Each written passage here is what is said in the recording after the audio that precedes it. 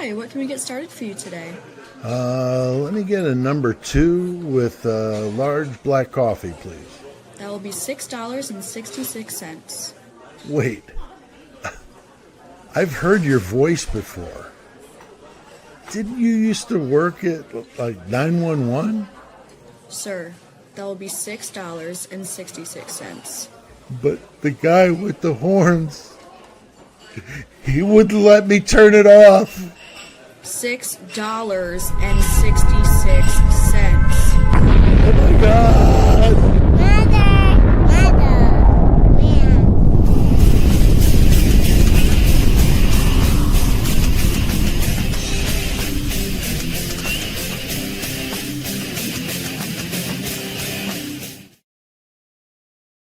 Hey, what's going on, everybody? Welcome to the live today. Good to see that core group in the live already. Thank you guys. See Voice of Astrology and Newman, and of course Donna Lembo in there. After the Yankees got their loss today, but hey, we trounced them yesterday. So I'm going to a cookout later, Donna, with some Cub fans that'll be there. So I'm kind of getting myself together, but I know that 11-0 win yesterday goes a long way. Let's see, Weed Usama. Teresa, Eyes on Heaven, says she's going to come back when we do a different case. So I get it. I get it. That's completely fine. And here we got Just a Girl. We got, yeah, exactly, Donna. They did great yesterday. Yankees killed it yesterday. Wow, I saw the name, Kristen, and I was like, "Where is she from?" And then I saw your message. Hi from Norway. Awesome, Kristen. Thanks for coming in, and I'm going to try to say the rest of it. Kristen Hellison Escaland. Maybe not too bad for a guy from the Midwest in the U.S. But welcome. And Tommy Saints, what's up, man? Good to see you here. So yeah, I wanted to do a live this weekend to kind of keep with that pattern of what we've been doing these lives, and I think they've been going really well. I think the crowds have been good. You guys have been great at asking bringing up good ideas to generate a good live. Because really, if it's just going to be me up here, talking the whole time without some input from you guys, I think it won't be as fun. So I like to do them that way. And now that I could see, I could actually read the comments as they're coming in, and then there's Anna says she'll never be over this case. Yeah, I think a lot of people will be that way, Anna, and I'm never gonna just let it go. There'll always be stuff to talk about, I'm sure. I'm just gonna back off a little bit. So I'm really getting sucked into this Gilgo Beach case. I'm telling you now. I'm glad I picked that one to kind of dig into, but it's got the police corruption to it makes the Moscow Police Department corruption stuff that we talked about here look like they stole money out of the cookie jar. This is like upper level, like disgusting. I mean, absolutely vile acts of hits in prison and people going to prison for periods of time, and oh my gosh, it's SA. I mean, it's out of control, completely out of control. So it's going to be another interesting one to talk about when it comes to what kind of investigation have these guys done. Okay, I see my mom in here in the chat. What's up, Mom? Good to see you. But yeah, the Gilgo Beach stuff is interesting, and it's It's a case that I'm going to get into. I've already done one video, and it's sad but true. I knew it was going to happen.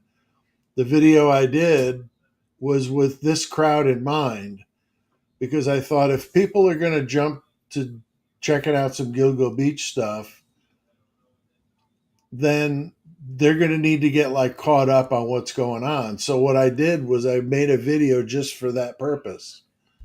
That's why I called it a primer. It's just like a real basic. It's like 12 minutes long, and it's just what's going on, what's happened up to this point, just so you can get into it, with an awareness of what's happening. And it's a very interesting case, and there's a lot of things going on. They're still finding bodies, so it's a good one. So I thoroughly suggest you go check it out. So I'll probably be doing maybe an off and on, like I'll do an Idaho 4 one day, Gilgo Beach the next, maybe that for a little while and try it out and see. But I could do that with a Idaho 4 video and get somewhere between 5 and 10,000 hits or views the first 24 hours it's on. And the Gilgo Beach one got like, I don't know, 500, something like that. So they're losers when it comes to getting any kind of ad revenue out of them. But I'm just so desperate to get onto a different case. So if you guys give it a minute and go check it out, maybe you'll find yourselves interested in it. Honestly, it's a good case. So, but there's a lot of other ones too, and that's not the only one I'm going to do either. I would like to get into this Travis Decker one. It's crazy. It's absolutely crazy. That guy's still out there. Um, so interesting case out of Washington State is where he left from, but they thought he was in Idaho. That's how far he got. He fooled them and made him think he was going to go north to Canada by leaving cookie crumbs back at his place. He's definitely not stupid. He was searching for like how to get a job in Canada and stuff like that.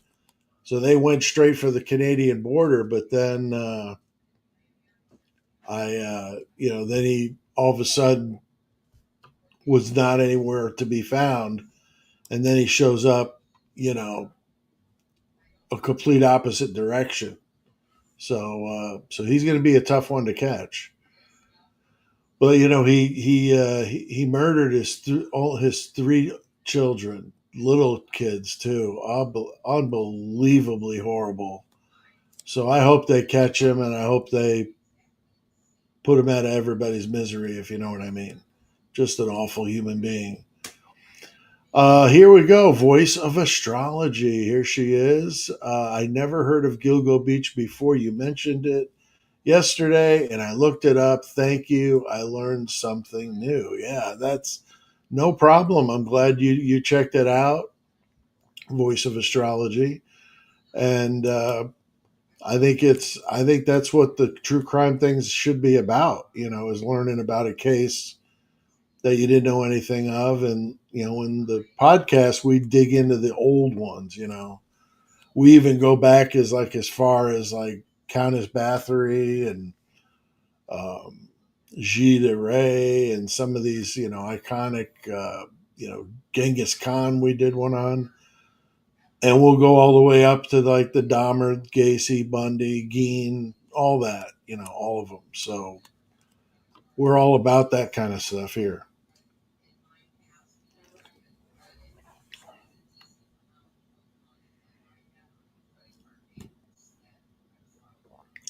I'm just reading through the comments here.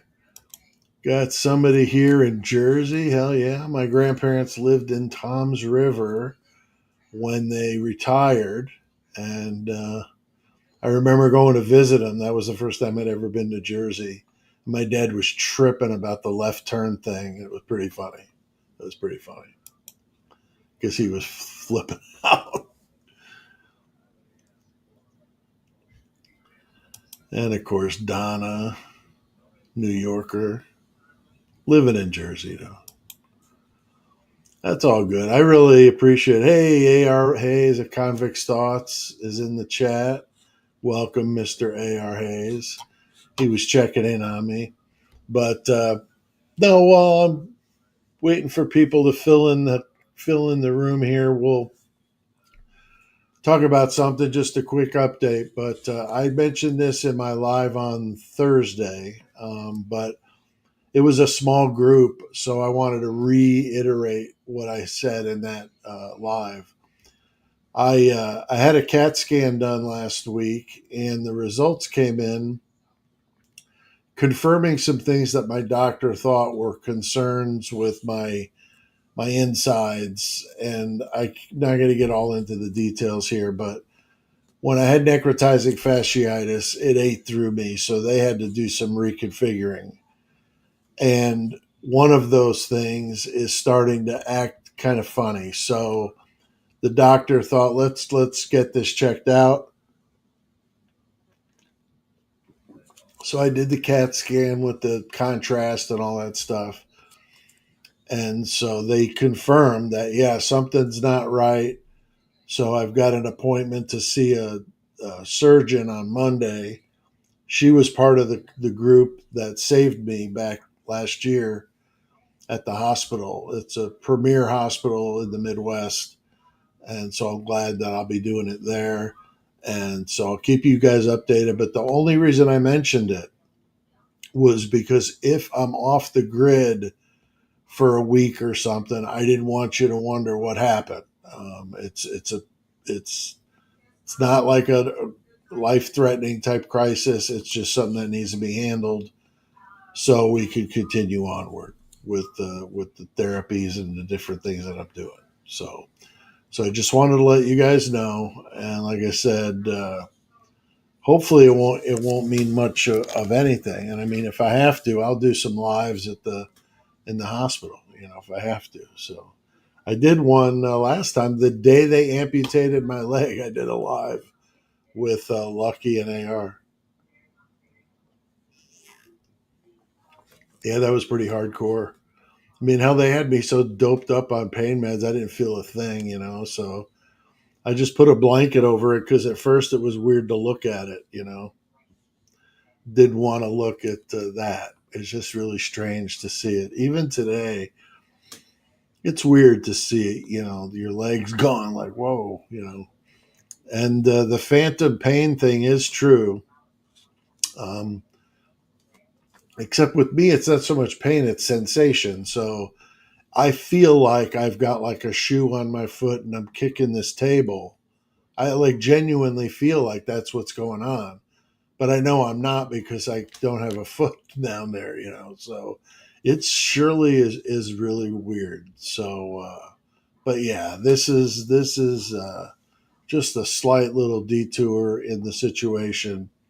But I'm in good hands. Like I said, my doctor is the best, but he knew this was a little bit out of his realm, so he brought in some hired guns to come in and take care of me. So I'll be in good hands. Big good hands.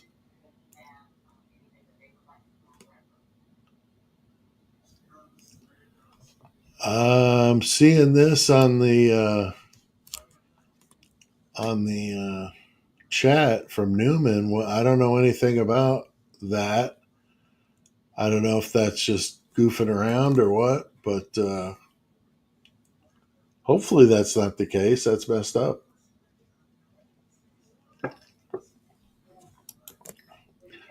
All right. And here Diana says she believed he was. Wow.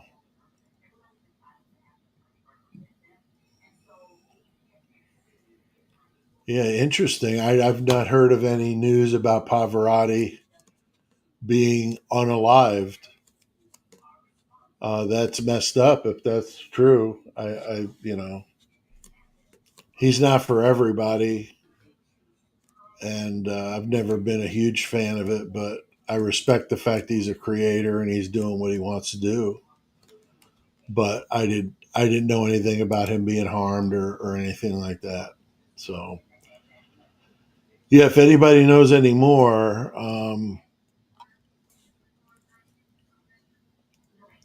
well, yeah. So just the girl, says Gilgo Beach case is so big. Rex went to a lot of other cities. So yeah, that's true. Other countries, other cities. This guy's been all over the place. He's got money. This case is far from, the 11 that they think they got him with in Long Island. They're going to get him with a lot more than that, I'm sure. So, but I don't want to spend time talking about Google Beach. We're here to talk about Idaho 4. That's what I promised you. And I'm going to try to keep them separated because I don't know if people are going to want to be bouncing back and forth. Now, if I get the vibe that you guys are cool with like interchanging topics as we go, then I'm good at that. I mean, I could do all kinds of, little side stuff, to go into different cases as we go. So, the Murder Metal Mayhem podcast, we did one feature uh, case a night, an episode is how we did it. We spent about an hour talking about it. And then we did some murder. Well, that was the murder segment. And then the metal segment about heavy metal and stuff. And then Mayhem was just general, just craziness. So eventually, when I get able to get back into the studio, there's going to be a little bit different concoction to make that work.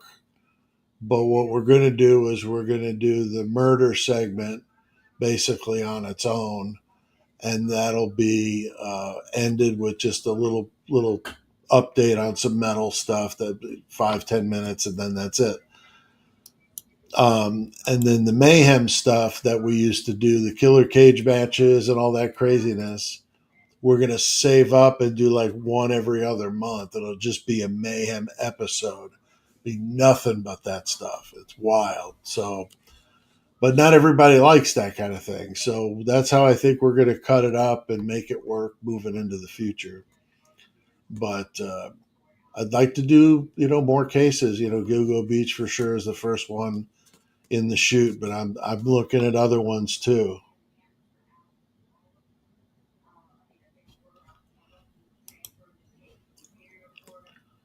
Okay, AR is saying Pav is nowhere near Idaho. False information. So, so yeah, we don't need to spread false information for sure. But yeah, I watched the first episode of that new Idaho 4 docu series.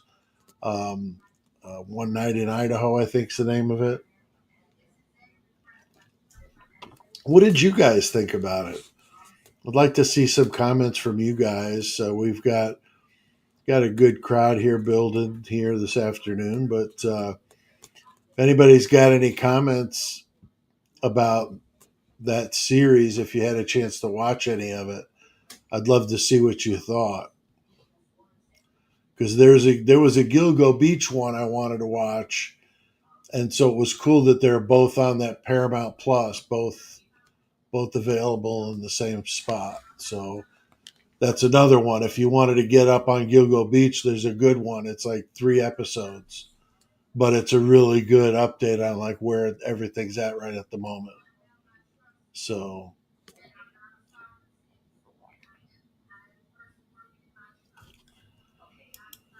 here, Just a Girl says, I'm hoping someone with exculpatory evidence will come out for BK.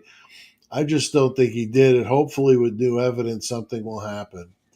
I agree with you. I think that it's so unfortunate to think that he really did do it after all this time.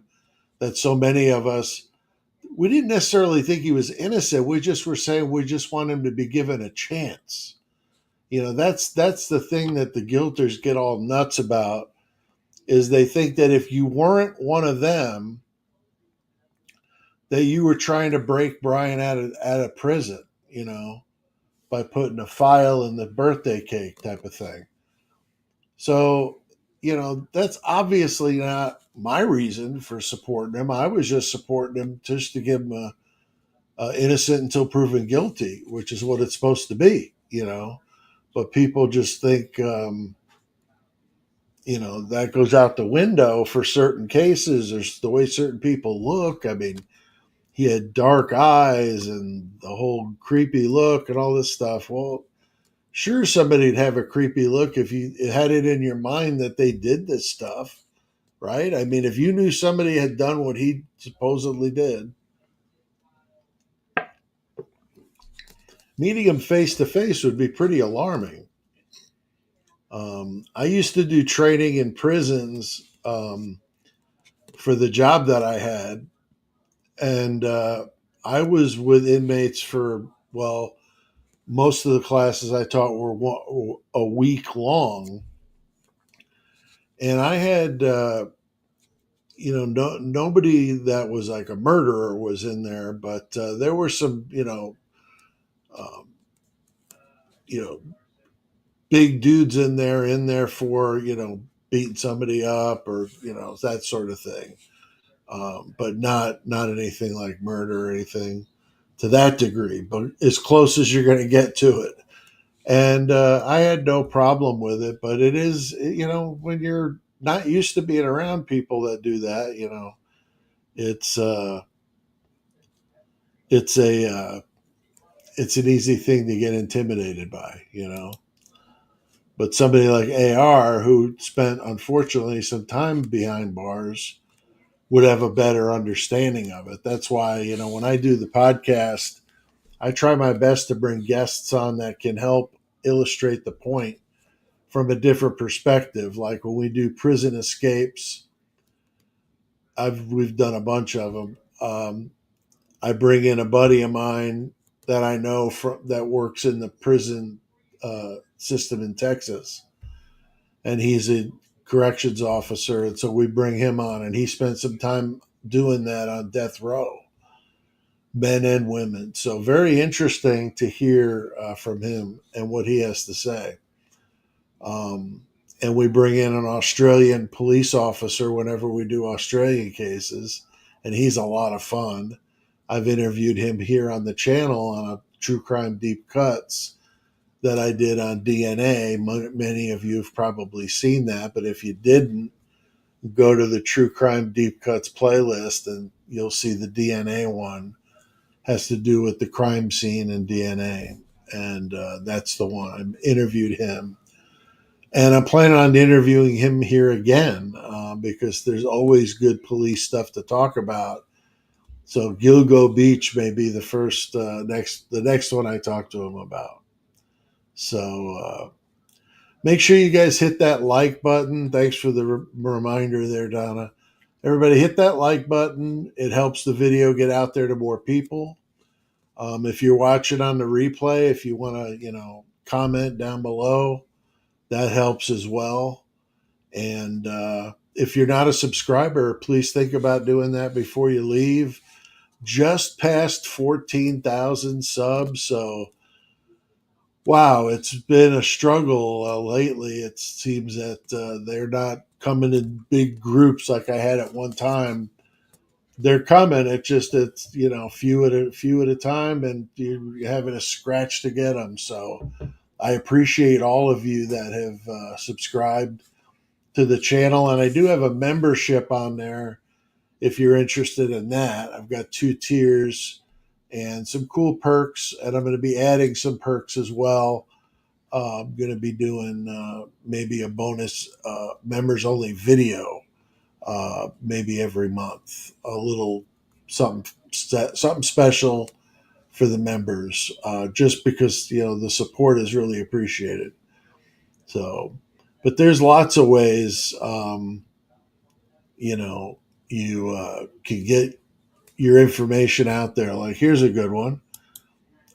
Make sure you watch Lana when she has Cy Ray on. Yeah, that'd be interesting. I watch Lana.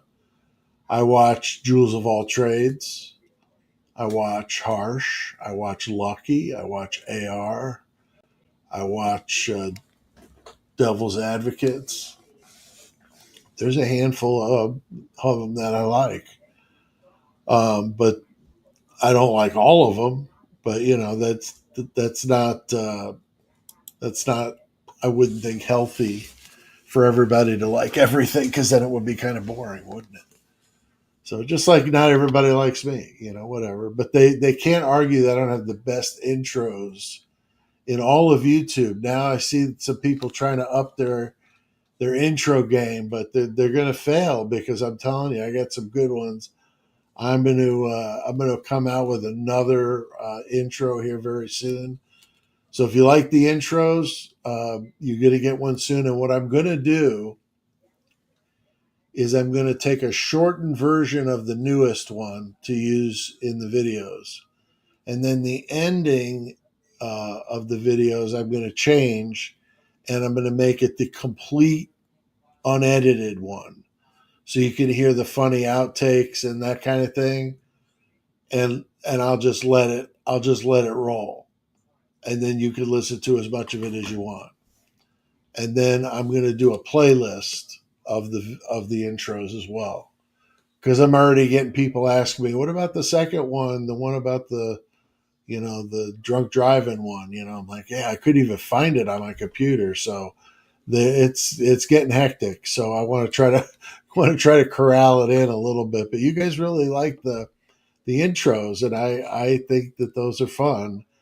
And I had some people all hostile with me, saying the intros were dumb and they were too long and all this other stuff. Meanwhile, I watched some other people's intros way too long, like 2.5 minutes long. I mean, that's crazy. I think my longest one was like 1 minute and 2 seconds or something like that. So you need to put the intro king on it. Oh, like I'm the intro king? I thought about that. I went to Burger King the other day, and I really seriously thought about getting the crown and could deem myself the intro king. That's pretty cool. I could redecorate the crown and put intro king on it. I could. I could. But there was another person that used to crown himself. I don't know if he's even still out there. I'm not even going to say his name because he's just an idiot. But I wouldn't want to be associated with that. So that's the only downside of that. But there was another YouTuber that did that. That was just a fool, an absolute fool. But anyway, going back to the Idaho 4, there was this docuseries that came out. It comes out on the Peacock channel, the Peacock app, and it's pretty much what you'd expect, or at least I expected. It's well put together. It's all slick looking. Um, I didn't recognize any of They had the 4 or 5 of the friends, the girls from the sororities, talking, and I didn't recognize any of them. I kind of wished Bubbly was in the background telling me who was who, because she's the best at that. Her and oh, what's her name? Gosh, Huda, Huda London. Her and Huda are just the bomb at picking out who's back in the background. But anyway, they eventually tell you who's who. But yeah, I didn't recognize any of the names, so I was surprised. But I think that yeah, it's Peacock. Yeah, the I was surprised that they weren't the household names, and I'm wondering if those household names, that we've talked about here before, are maybe getting a little nervous about being brought up in certain, ways. I'm just saying.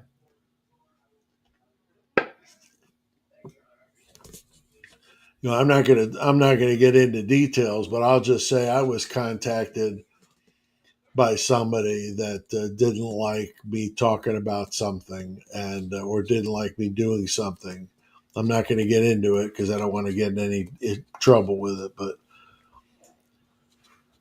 there are people definitely watching.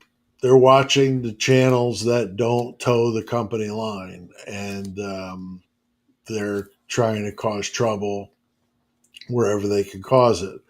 So, you know, yeah, there's Fred. I know Fred is loving the intros. Thank you, my friend. Fred is awesome. Fred Claus.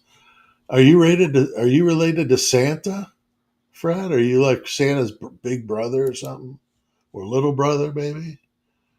So here we go. Voice of astrology. Why does Judge Hippler not want the gag order lifted until Brian is sentenced? I don't know. Maybe to let people realize it's not going to influence the sentencing, maybe because it was supposed to be gagged. I don't know. That's a great question. I mean, I'm just kind of throwing an answer at it, but I'm not. I don't know that, but I wonder if maybe it's that way because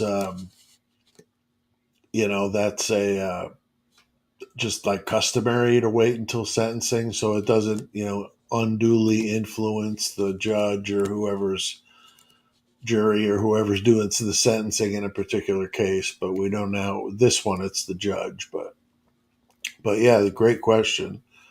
Great question. Yeah, she comes up with some really good ones, and then further emailed me with some additional stuff. So yeah, really cool voice of astrology out there. Everybody's got their own beliefs. I'm not particularly against the astrology stuff or any of that. My daughter's really super into it now. She's got her own business she does with it. I thought about having her on here one time, but it's not my thing. But it's hers, and I respect it. And I think that it's great to have um, you know participation from all ways. I get a lot of people that are into the astrology stuff that read my books too. So here we go, Carl Thomas, and I saw the Catherine S is in the house too. I was trying to catch that one, and I by mistake I caught this one from Carl. So Catherine, good that you're here. Carl, let's read this one. The Gonzalez family years ago should have hired a private investigator to have a look at Dylan's sorority invite that brought Kaylee back to Moscow. The goal: who told Dylan to do this? That's a great question, man. I've been saying it too, Carl. I know you and I are lockstep on most of this Dylan stuff, if not all of it. Um, excuse me while I reposition myself on this chair. Um, it's amazing how comfortable this wheelchair. You would think a wheelchair would be comfortable, but I could sleep in. I do sleep in this. I have PTSD bad at night, and so I usually start out my night sleeping in the chair, and then I make my way to the bed for the last half of it, and it seems to be working better. But nonetheless, um, I think that everybody's got the right to be concerned about that. I mean, that whoever told her to invite her back, I mean, that's like the ultimate setup. I mean, sure, could there have been a just a weird coincidence that that particular weekend was what happened and not a great party at so and so's house? Of course. But the problem is with this case, we're expected to suspend all common sense and only pick or and accept some of the most outlandish nonsense that I've ever heard of before.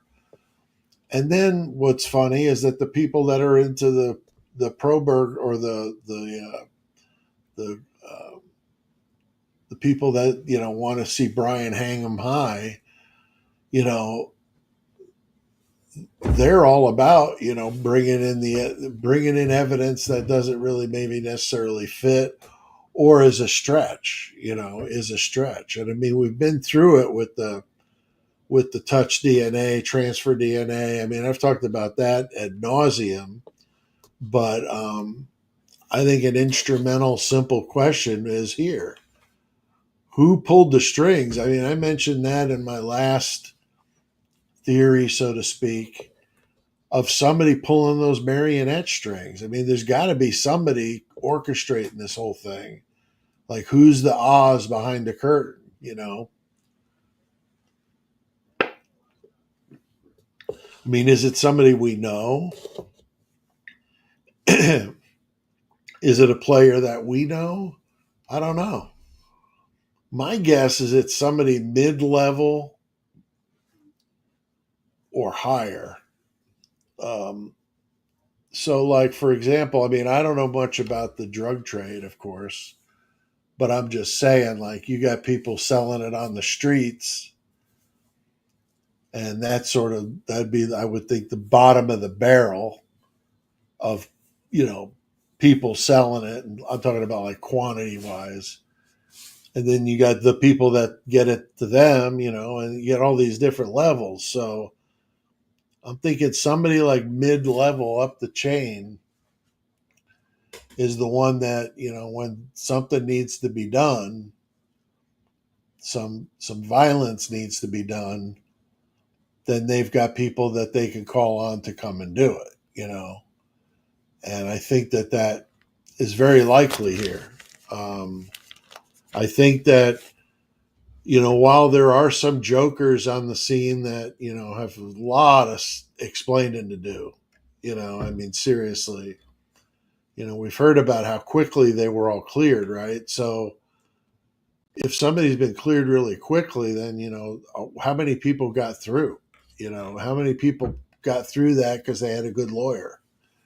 And this is a classic case of, the have and the have nots when it comes to this case, because you got Brian Koberger, definitely a have not, guy from a lower middle class upbringing, um, or middle class to lower middle class. I'm not really exactly sure, but they've talked about all these financial problems they had. So I'm going to say lower middle class, but I don't know. But if he's, if he's in there, doing the best that he can, but he's struggling, maybe he just needs some help, but it seems like this went, far beyond that, if that's where it led, and truly he did do what he said he did. I mean, as much as it's difficult for those of us that follow the case to say that, I think it's important to just accept the fact that he might have done this. Now, do I think he could have done this by himself? No. Do I see him working with other people though? No. That's what I can't figure out, is on a day where I think maybe, just maybe he could have done it, I just sit there and think, well, I don't think he could have pulled this thing off alone. Or maybe he tried to pull it off alone and the end product was the dumb decisions that he made. Maybe had he found somebody to be like a confidant, he might have stayed away from buying the damn weapon on Amazon. I mean, that might have been a good starter. Let's not do that. Okay. Said the 5-year-old. I mean, geez. I love that one video Harsh did where he had his son, who's like 9 or 10, I think. My grandson's 9. It always sticks in my mind, around my grandson's age. And he just asked him like real basic questions about Idaho 4. If you were going to commit a crime, would you buy the weapon on Amazon? And he was like, no, that's dumb. They can find out who bought everything on Amazon. It's like, yeah, the kid he was all over it. Very, very cleverly done video from Harsh. So thumbs up on that one. But that's just it. I mean, this stuff is so ridiculously obvious that it doesn't take somebody with a PhD or whatever. And I told you I've got a Pete HD. A Pete HD is different than a PhD. It sounds very similar, but it's not quite the same thing. So I've got a PhD. But yeah, I mean the Gonzalez family definitely has some. There's some issues there, and going back to that series I was talking about, the one with the one that's on Peacock right now. I only watched the first episode, but it was just what I figured it would be. Very very pro media. They did say that there were people that doubted this or that doubted that, so they definitely at least acknowledged it. So I'll give them that, but they didn't really, make it seem very believable. So a viewer, I would think, would be left with, oh, that seems kind of trivial or kind of silly, and I'm just going to listen to what you're saying. So I don't know. I'd be curious if somebody was unbiased, completely without any kind of bias on one way or another, would go in there and watch that and come out of it and see what they would think. I would be curious. Because yeah, it's interesting. But yeah, so they should have maybe hired a private investigator to check that out.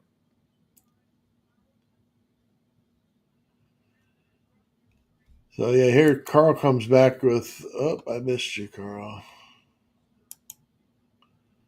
Yeah, the condition of Kaylee and Ethan's remains indicates a vengeance attack. Yeah, that's why I think it's very possible that if it was two people, then they attacked them both together. And so that one person that was maybe a little bit more savage of the two may have been the one to inflict the wounds on Kaylee and then likewise on Ethan in that attack. I don't know. I always thought it was, if it was anything, it was a pair with a lookout.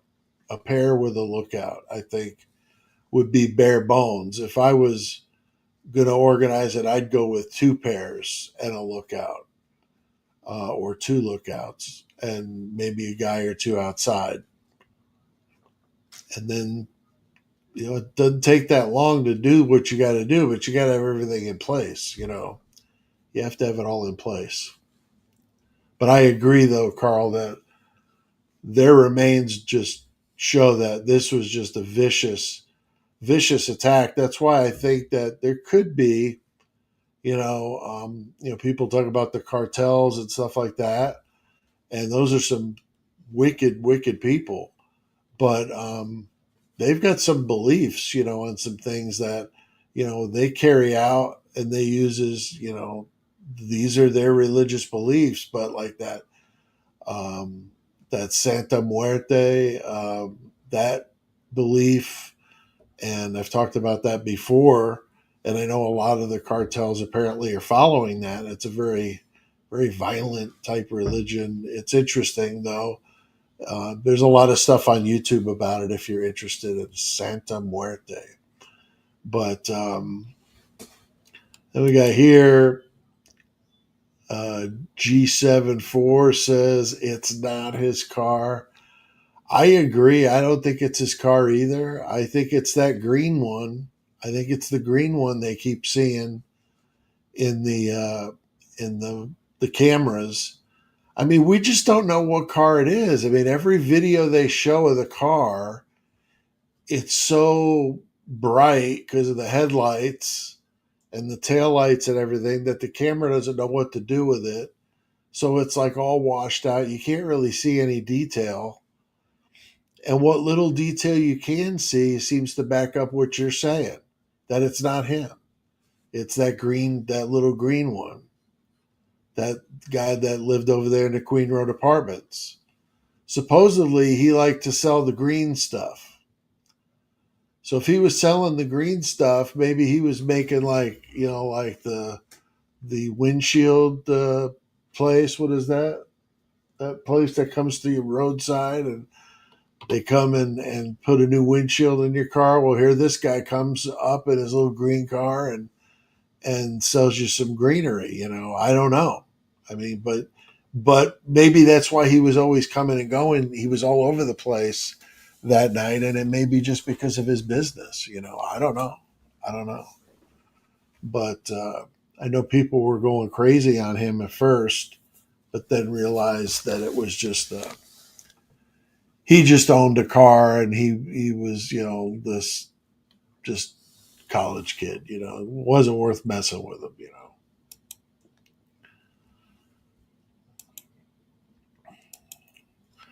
All right, very good. Yeah, it's the license. It's the green car with the license plate wrapped around that center part of the license plate holder. Exactly, exactly. Yeah, very cool. Well, cool. We got the Eagles fan in the house. I used to. I don't follow football anymore because football pissed me off when they went political. But when I was following football, I was a Steelers fan, so we would have been a little bit at odds here. But yeah, I was a Steeler fan. I even have a Steeler tattoo that it's on my left arm that stays hidden under my shirt. But yeah, I was pretty hardcore, but not so much anymore. I can respect it. Eagles have one hell of a team, man. One hell of a team. Let's see. It's hard to keep up with these. They moved. They moved. They move so fast. Here we go. Debbie Ann. Yes, Pete. It's a green one. Then there's the hat. Then there's a hatchback. Yeah.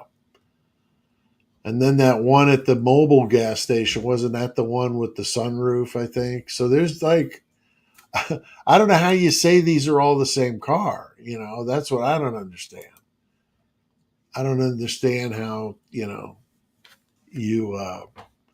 you could say it's all the same car because I don't see it. I just don't. Here's an interesting one from Just a Girl. I'd like to see a BK interview. Yeah, that would be. Wow, wouldn't that just be amazing if we get some really good stuff for this document dump when they open up the floodgates? I mean, wouldn't that be amazing? Um, you get to see, you know, hear from Dylan. What was the deal with the 8 hours and all that? Maybe we would get to know that. I doubt it. What I think is going to happen is they're going to have a whole bunch of redacted bullshit, and we're going to get very little. I hope I'm wrong, but that's what my guess is. I'm trying to open this water here, hoping it's not going to go crazy all over me.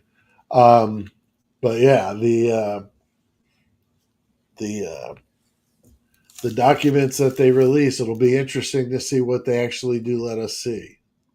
It will be interesting. Trying to get up here to a comment that passed by.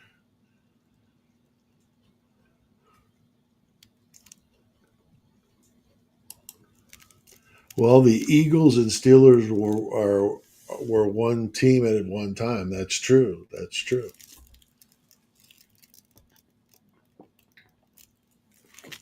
That's funny. I do remember that. That's going back a ways. But yeah, so I think it'll be interesting to see what they let us see, but I'm not expecting anything too great. What I'd love to see is the interviews they did with Dylan and Bethany, as well as Jack Decor and Jack Showalter. Although I don't think either of those two actually sat down to do an actual visit or a in person interview. I think a lot of their stuff was done on the phone with attorneys. That would be my guess. Because both, well, for sure, Showalter, because his family, they were all lawyered up from the get go. And I'm not necessarily saying that's wrong, because honestly, if you're in a case of this magnitude and people are pointing fingers at you, you'd be dumb to not be lawyered up. Okay. So I'm not when I say they're lawyered up, I don't mean that in a negative way. I mean that they're lawyered up. They're ready. They're not stupid. I mean, if they were stupid, the guy would come on Murder Metal Mayhem and let me ask him all kinds of questions. That would be stupid, because there's way too many things that could go wrong in that. And a lawyer will always tell you, keep your mouth shut. Don't say a damn word. When they say you have the right to remain silent, you know, use that right and keep silent. Okay, don't talk, because you're going to end up saying stuff you shouldn't be saying.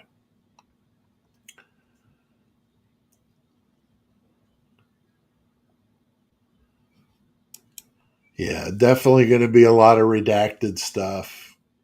DW is correct. I agree.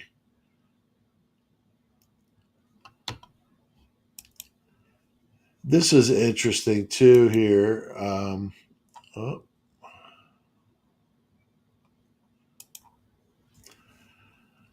I don't think BK had a choice to go to trial. I feel like he was forced into the plea. I'm wondering if Ann got paid off or was just full of it the whole time.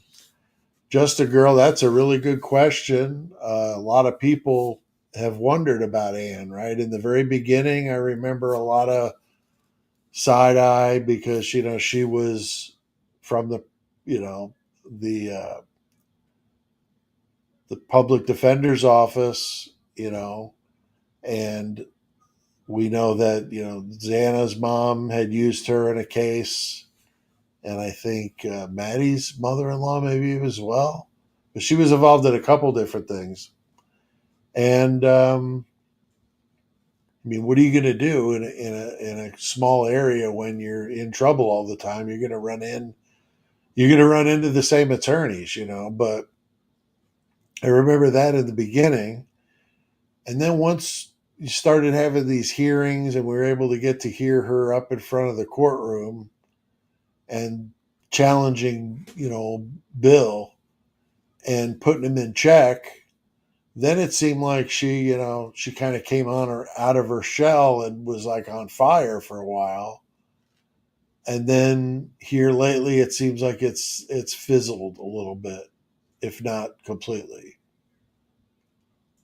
I'm not an attorney, so I don't know, but it seems to me like she tried every trick she could think of to keep giving Brian the best opportunity to argue his case. But if they're not going to allow any of the things he's going to use or wanted to use to show that it wasn't him, then what are you really faced with? That's why guilty people, or people that are not guilty, sometimes plead guilty. This is like a textbook case of that, if he is truly not guilty.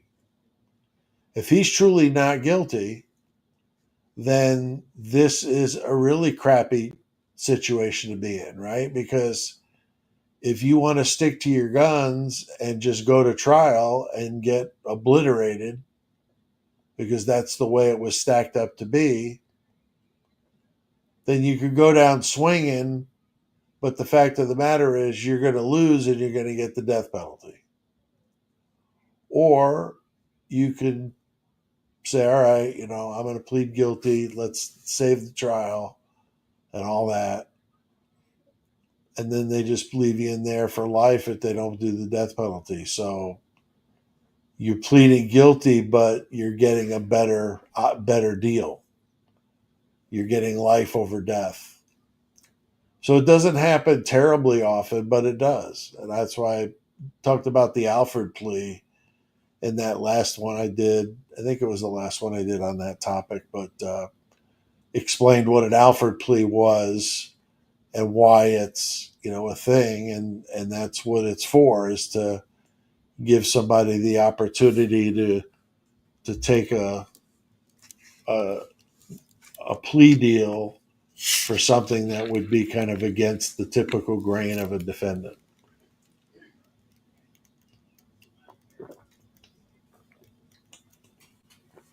So So you might be right that he was kind of forced into it, so to speak, because he just didn't have any other options.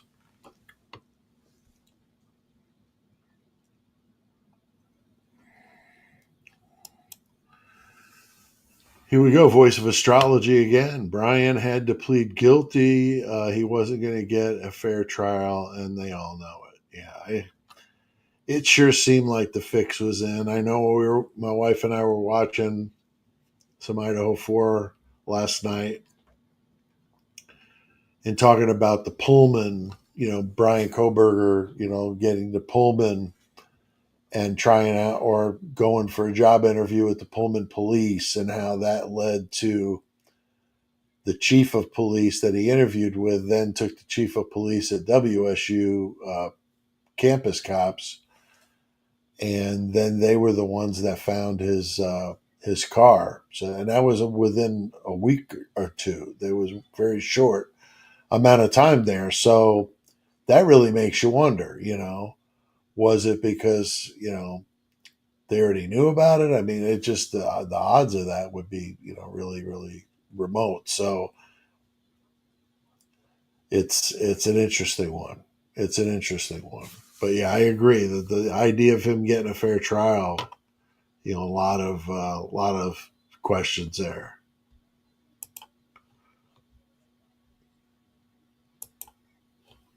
Let's see what else we got here.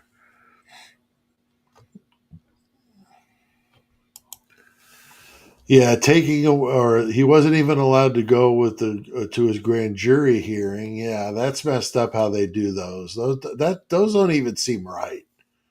These grand jury hearings, the defense doesn't get to put up any evidence. It's like really shady stuff. These need to be revamped in some way or taken away completely. I don't know. They should just do a damn pre-trial hearing is what they should do, and not do these grand juries, because I know it's one or the other, but I wouldn't. I would want it.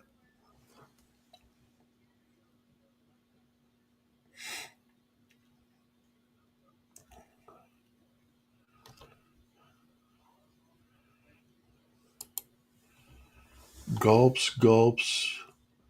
Well, I am talking for an hour and a half, so if you don't like the fact that I got to take a drink, I guess go somewhere else. I don't know what to tell you. All right.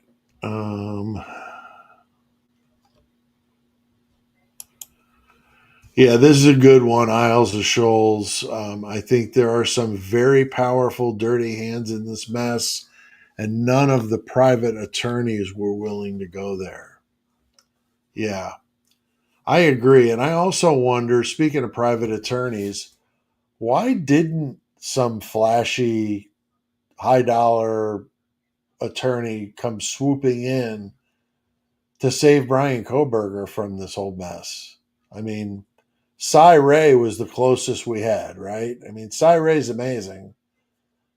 And so, but I'm wondering, why didn't we have like a Mark Garagos or, one of those guys, come in and save the day with Koberger? Really. I tried to be as silent as I possibly could so I didn't upset that one person. Yeah, good question. Catherine asks, here she is. How many white Hyundais were there in the Moscow Pullman area? They came across white Elantra and Pullman. It's not like he was driving some rare kind of car. Yeah. The Elantra was a very popular car. And I think there were, if I'm not mistaken, there were 10,000, I thought, just at the University of Idaho. That does seem like a really high number, but I thought it was 20 something thousand statewide, and 10,000 of them were, can't imagine that half of them would have been in Moscow when you got Boise over there too. So I'm not sure about that information, but I believe the statewide number was 20 something thousand plus We had Parents Weekend in Washington, right? So we had parents coming across the border, like in the case of the Kernodles that had girls at each university. So you had that going on. Then you had the home football game. Don't forget the axe throwing contest. Like seriously, with these people, an axe throwing contest, um, and lots of other activities going on. I mean, very very hopping place. I mean, a bad night to be trying to find a car on a bunch of different cameras when you got all of that going on. I don't get it. But I agree, Catherine. It's not like it was some rare kind of car.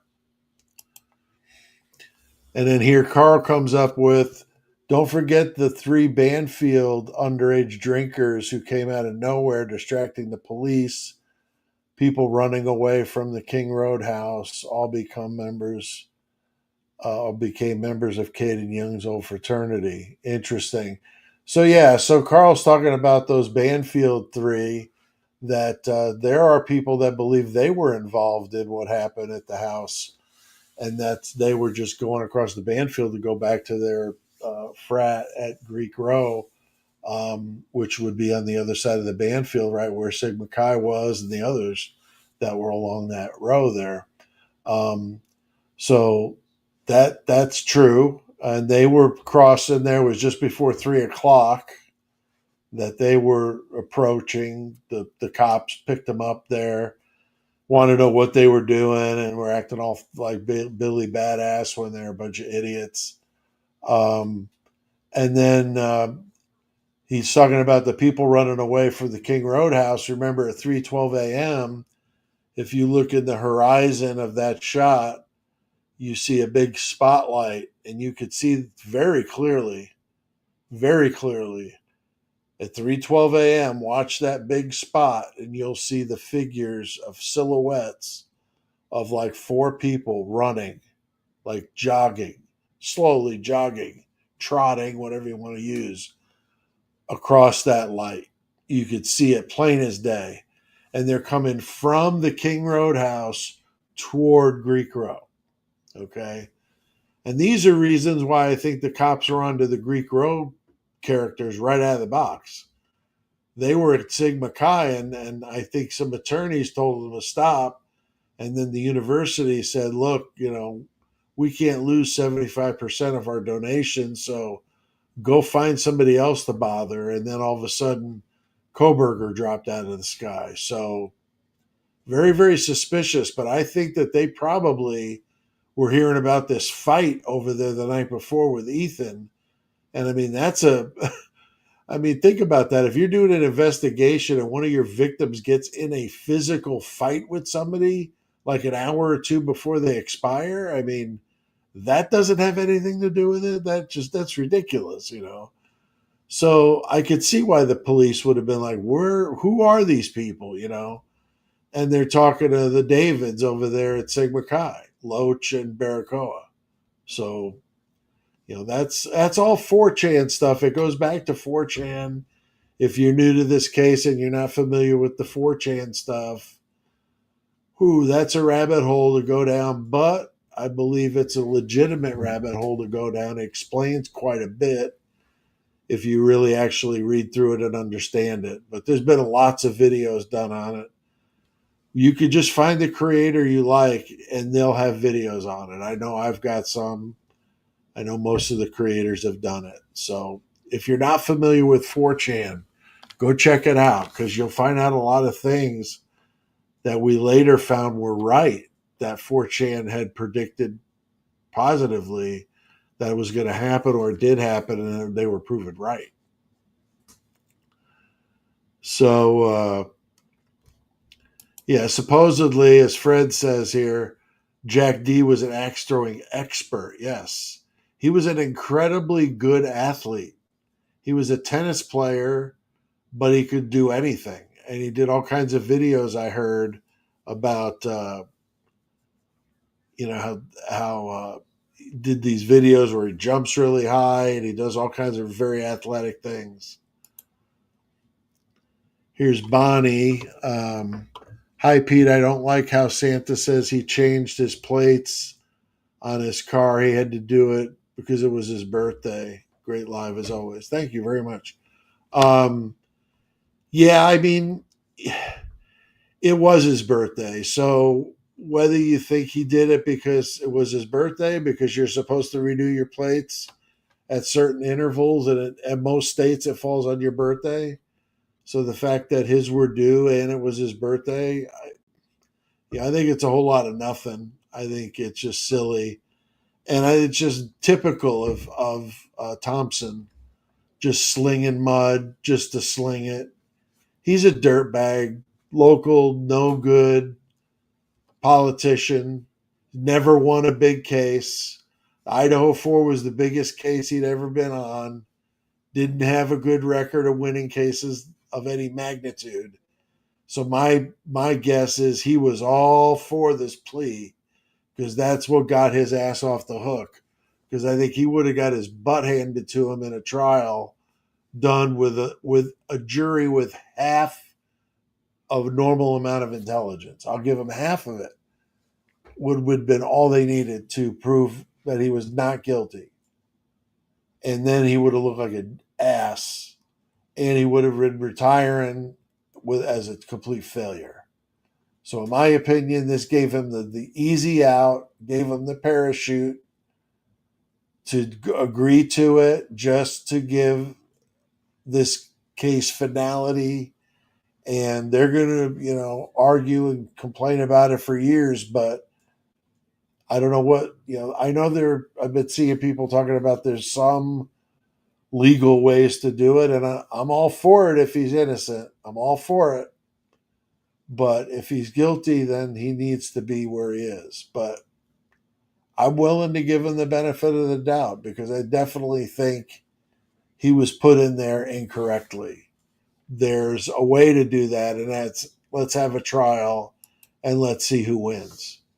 And I honestly think he was positioned to win because you can't prove any of the stuff he's saying because you can't prove he was in that house between the hours of 4:05 and 4:20 a.m.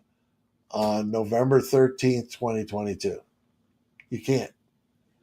And if you can't do that, then you got nothing. And coming up with this meth addict DoorDash driver at the last 11th hour to come in and say she parked next to him, give me a damn break. Give me a break. Do you honestly think Koberger would have parked his car right at the house? Seriously. I mean, I know he did some dumb stuff that leading up to that point. Again, if he did it, but that would be like taking the cake. More than likely, I mean, if a guy like that could run, why didn't he park like half a mile away and just walk there or jog there? Nobody would have suspected anything. I mean, I don't know.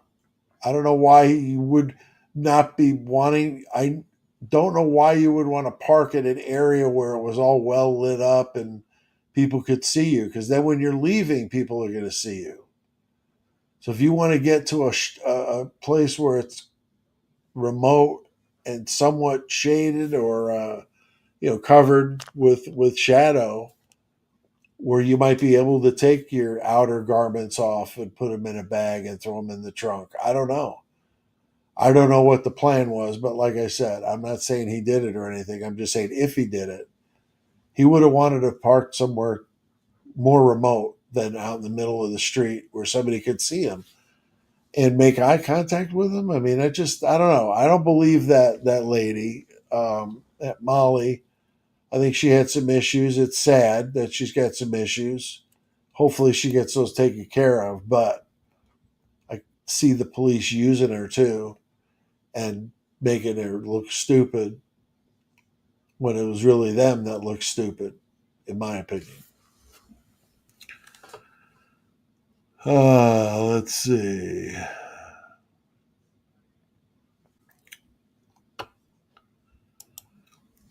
Yeah, and they said in court, BB says they said in court he parked behind the house and came down the steep hill.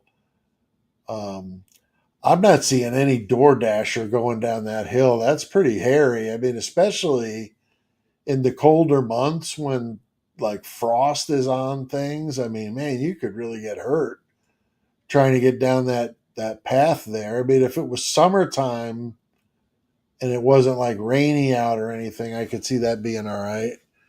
But not for somebody delivering DoorDash. That would be crazy, or even Coburger for that matter.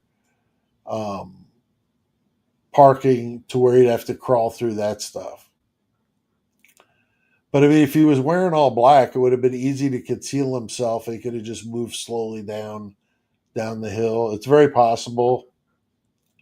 The parking over there for the Queen Road Apartments would have been perfect for it if that's what he was going to do. There is Scott Metalhead. What's up, dude? Scott always shows up. He's from the UK and he shows up in the lives. Appreciate it. I know there's that time difference there. Good to see you, Scott Metalhead. It'll be cool once I get the Discord. I'm working on that. I've got somebody helping me, thankfully, working on the Discord stuff. So if you're interested in that, once I get that going, I will let you know how to get to the meeting rooms. But what I know with Devil's Advocates, what they've been doing is like an after party. So they'll do a live and then they'll do a thing in the Discord, and it's basically just like a chat room, but instead of just chatting, you can actually, if you want to go in the room with the video screens, you can go in the video room and actually talk to people and see them, or you could go into the there's another one. There's a video, there's a chat. I can't remember what the other one is because I don't know what more they could be. But it's really cool. Or just voice. Yeah, there's voice, there's video with voice, and then just chat. So yeah, you can do it any way you want, but it's really cool. I was in one last week. I was going to try to do the one they did last night, and I wasn't able to get in there, but I didn't. Was tired. I just didn't want to do it, but they're fun, and you could set them up however you want. So Scott Metalhead, we're gonna have to deck that out with some metal gear. So I'm gonna see what I could do to metal the place up. Maybe get some diamond plate in there and make it look really cool. So it's gonna be wicked. I guarantee you that. Let's see. Beth asks, who were the alternative suspects? And do we know? I'm not aware of any that were announced. They redacted it. Um, so hard telling. I just noticed too, it's an hour 13. I always limit these to an hour and a half. So we got about 20 minutes or so to go. But the alternative suspects, I don't know. I mean, I definitely, voiced my opinion on that. Personally, I think, you'd be dumb to vote out the frat boys, the Davids. I think they may have been involved, allegedly, of course. And then I also think that the Jack Decor would have been my other choice if I had to pick two. That's what I would have said: is the frat boys or Jack. Um, And I'm not saying that all of them weren't involved. My knights or my lambs to the slaughter theory says that kind of everybody played a role, right? I mean, some people just to make sure they were at a party, and then some people were there and said this or that. Like it kind of, and Dylan making sure Kaylee was at the party, right? So you got all these little things happening to get to this greater situation. And the way it was set up was almost like perfect. It was like the perfect storm. And they were able to have those four there that night for this. If those four were truly all supposed to be part of it, who knows, right? It could have just been one person. If Brian says he was obsessed with Maddie, he could have been going there to get Maddie and then wound up having to do the Kaylee murder too. And then coming out of there, he could have been, stopped in the living room with Ethan and Xana. And then he's either got to throw down with them or he's got to just flee, which, that would have been difficult with Ethan because he was an athlete. So I think he just went at it with those two and killed them too. So it's very possible it was just intended to be one person. But I think realistically, maybe two. But hard to say. Again, I'm still of the mindset of I don't think Koberger did it. I think for some reason he's saying he did to either save face or shield his parents. Or maybe somebody got to him and told him if he didn't fess up to it and take the fall, something bad was going to happen. Who knows? I mean, it could be a lot of those things, right? When people are pressured like that, people do things that you might not like.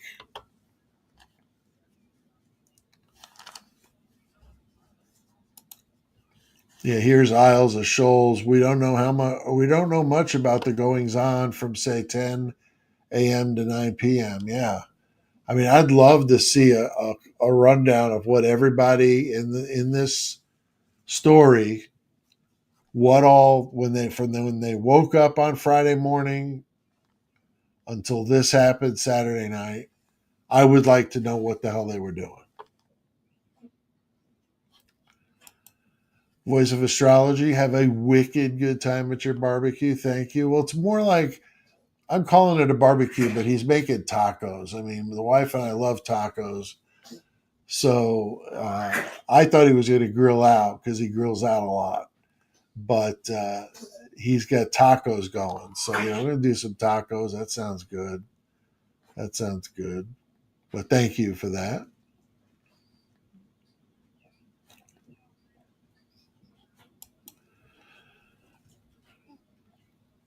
Yeah, they could be putting Brian in a club fed. It's very possible. Um, I used to, when I used to do garage doors, I worked for a garage door company that did federal prison, and it was pretty funny. It looked like a country club. I'm not even exaggerating. Um, these guys are playing tennis and stuff, and I'm like, this is prison? Like, wow, totally not what you would think. But so club fed, not too far off there, sweet. Not too far off. Excellent. I'm just going through questions here. If you guys wanted to talk at all more about that 3-part series, or if you really don't care about it, I was watching the Gilgo Beach one, I'll be honest. And then I saw that, and I said, well, I'm at least going to watch the first episode. So for the live, I've got, something else I could chat about. But to me, it wasn't a surprise. It was kind of much of the same old stuff. There were little things that I thought were wrong. It starts off at night. Like they've got a night shot of the house, like a model of the house, I'm sure. And they're like, it's like night, and you're like, kind of like from the view of the person coming to the house, like looking in windows and stuff. And then they're playing the 911 call while that's going on, giving the illusion that the 911 call was placed at night, when in reality it was the middle of the damn day the next day, right? So they couldn't have shown it like that. They made it look more like, oh, it was right. They called 911 right away, No, they didn't. No, actually, no, they didn't. But yeah, I'm sure they're selling their stories. I mean, some of these, I feel bad for some of these parents. They just really tore up about it. That's just rough. But I did see that the Chapins, kind of strange, they now just take pictures with the two of them and they refer to themselves as twins and no more as triplets, and then said that the one triplet had passed on. So that was really weird. So some strangeness going on over there with the Chapins. I'm not sure about those people. Something's up with them. So, but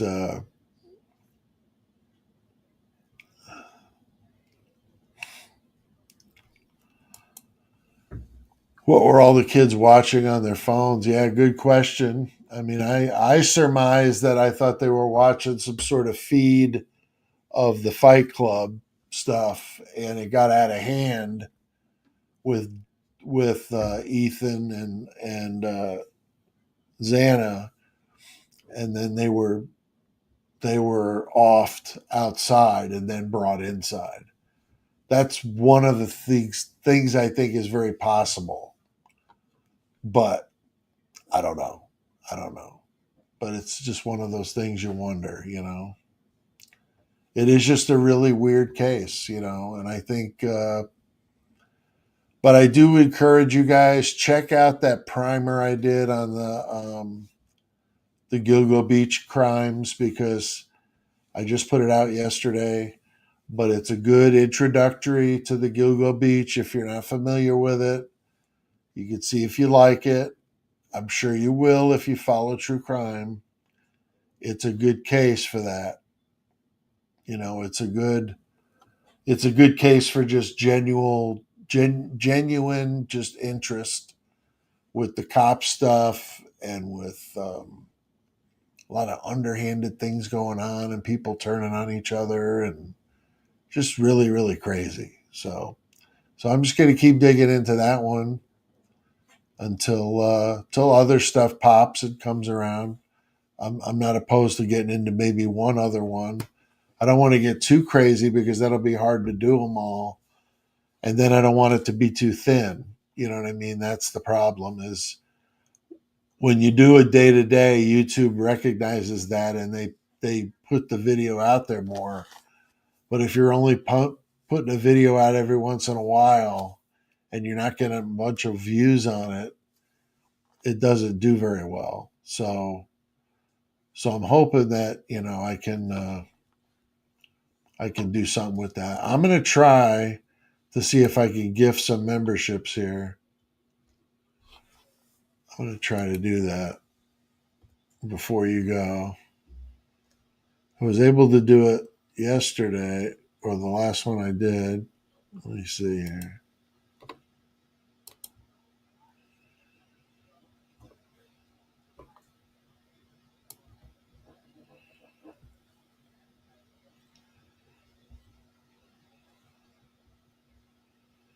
Okay.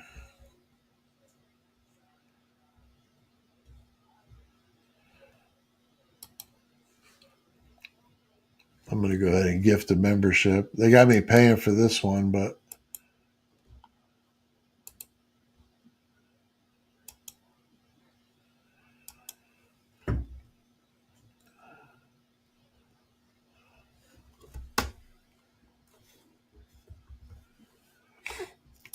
if I'd have known this, I'd have set this up ahead of time.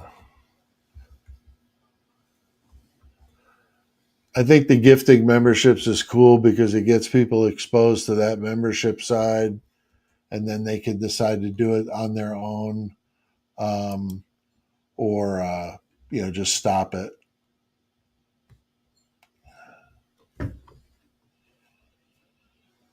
Now it wants to send me a code.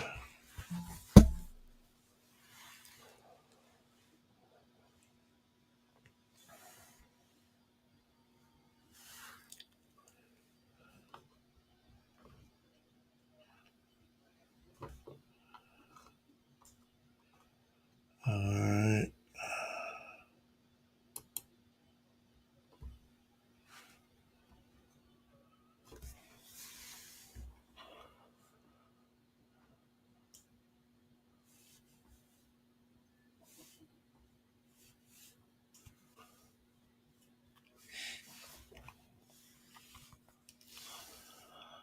Yeah, it's not wanting to work for me right now. Sorry about that. Yeah, it's having a problem with PayPal here. All right. So if anybody has any last minute questions, we got a few minutes. You know, definitely interested in chatting with you guys. Yeah, the Chapin thing with the twins is very disturbing. We just found out about this today. Kind of messed up.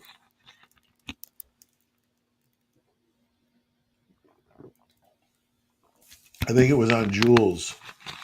She was reading or she was watching the first episode, I think, of this docu series, and then kind of commentating as it's going. But she can't show it to you because they'll copyright hit her. So you could just hear her commentary without anything else. That's not for everybody though. But yeah, nothing earth shattering that I found out. Like I said, other than some typical things that you would expect not to see, or to hear them talking about the frozen shock, all that stuff. It's all there. So it's, to me, it's kind of not really worth the bother, but it is interesting because you get to see pictures and video of the victims that I at least had never seen before. So, you know, I think that's interesting to me from somebody that's followed the case pretty heavily for the past couple of years. So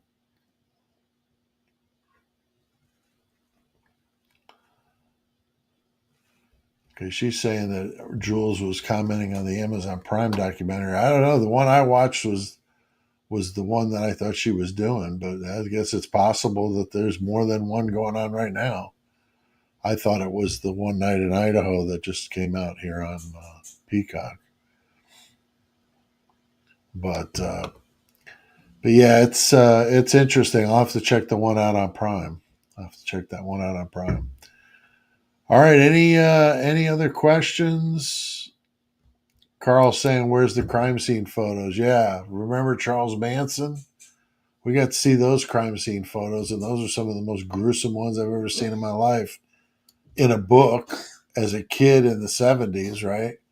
So why don't we at least have that? But we don't. But we don't. Okay, guys. Well, thank you very much for coming out. Appreciate the time.